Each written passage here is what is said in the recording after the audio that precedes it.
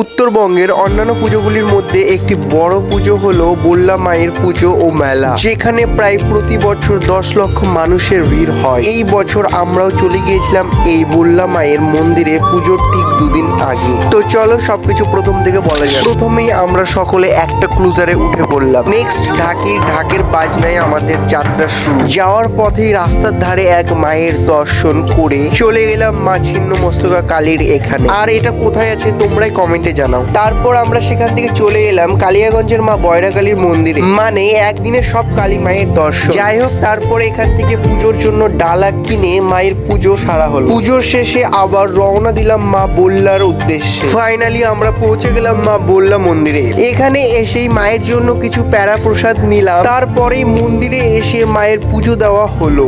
আর এটাই হলো মায়ের সেই অপূর্ব রূপ, যেটা শুধু বললেই দেখা যায়। নেক্সট মায়ের মন্দিরে সোলার একটা জিনিস বানলাম। তারপর কিছুক্ষণ মন্দিরে থাকার পর খাওয়া দাওয়া করে বেরিয়ে পড়লাম বালুরঘাট মা জটালি দেবীর মন্দিরের উদ্দেশ্যে। এখানে পৌঁছে মায়ের পুজো দিয়ে এখন আমি বাড়ি যাই আর তোমাদেরকে বলি টাটা, বাই বাই।